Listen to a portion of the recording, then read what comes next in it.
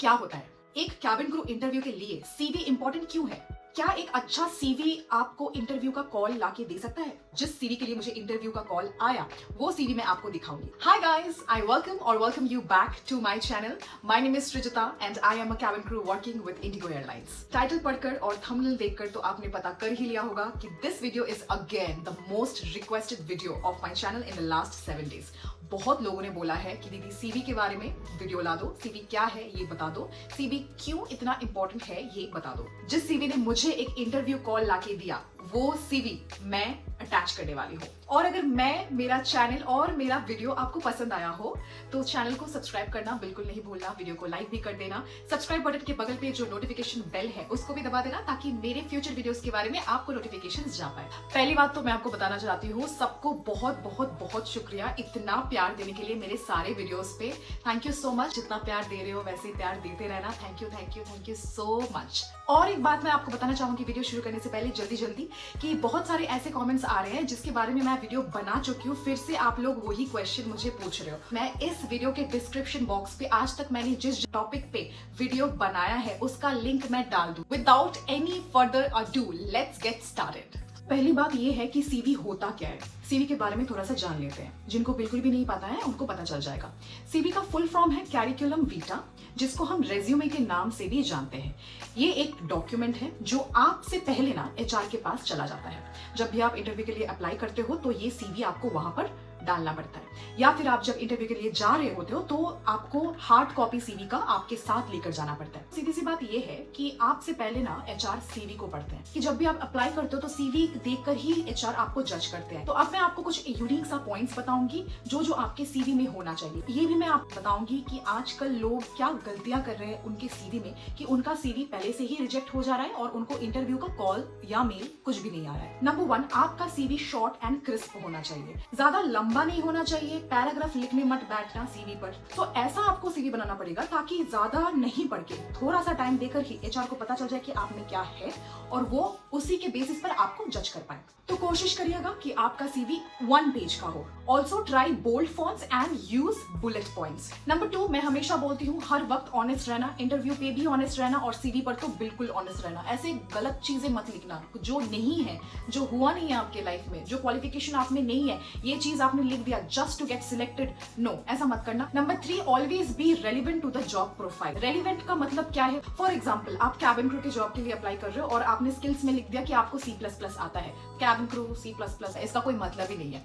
तो ऐसा चीजें लिखो जो cabin crew responsibilities and cabin crew abilities, duties इसमें पढ़ते हैं। Number 4 point is your CV should be attractive. Yes, but do not start drawing in your CV.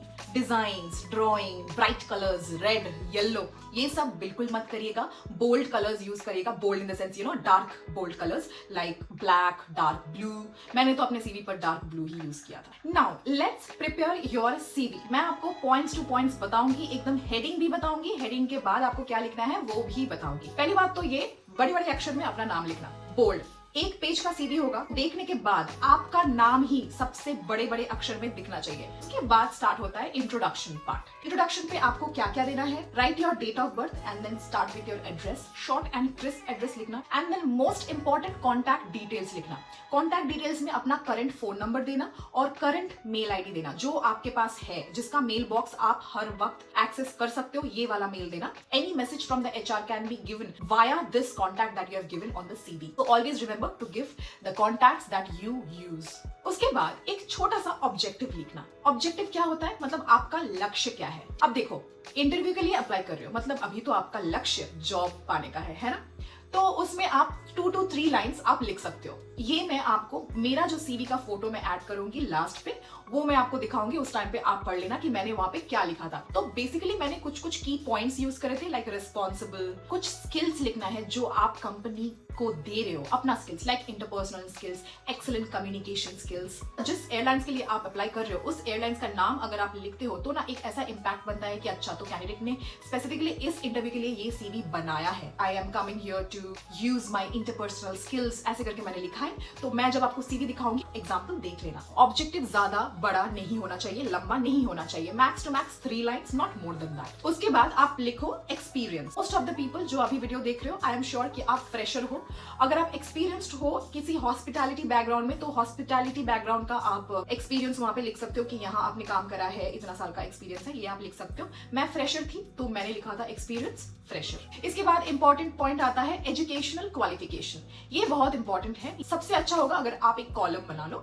मैंने कॉलम बनाया था 3 ऐसे, जहाँ पे मैंने अपना लेटेस्ट एजुकेशनल डिग्री लिखा था, उसके बाद मैंने कहाँ से किया है वो डिग्री वो लिखा था, उसके बाद मुझे कितने परसेंटेज आए थे वो लिखा था। ये अगर आप टेबल पे करो तो सबसे ज्यादा आई कैचिंग होता है। उसके बाद जो हेडिंग है वो है अचीवमेंट्स के। अब देखो अचीवमेंट्स सबके लाइफ में अलग अलग हैं। मैं आपको बोलूंगी जो इंपॉर्टेंट अचीवमेंट्स हैं एंड बिग अचीवमेंट्स, ऐसे ही अचीवमेंट्स आप वहाँ पे लिखिए। मैंने क्या अपना अचीवमेंट्स मेंशन करा था, एक्चुअली डांस के फील्ड में मेरा जो अचीवमेंट हुआ था नेशनल एंड स्टेट लेवल पर, मैं वो अचीवमेंट्स मैंने लिखे थे। इसके बाद एक हेडर आता है स्किल्स। स्किल्स में आप अपना ऐसे स्किल्स वहाँ पे लिखना जो कि कैबिन क्रू जॉब के लिए रेलिवेंट है। Fluent communicator, multitasker, team player, leadership skills, honest and responsible, ऐसे करके बुलेट पॉइंट्स देके आप ये सारे लिख सकते हो। ये आपका स्किल्स है, आप बोल रहे हो कि मैं ये सब हूँ, मेरे पास ये सब है आपको देने लायक। इसके बाद आता है interest. Now interest is very important when you are applying for a cabin crew interview. Why I'm telling कि interest बहुत ही important होता है क्योंकि interest से ना पता चलता है कि आप कैसे cabin crew बनोगे। Always remember,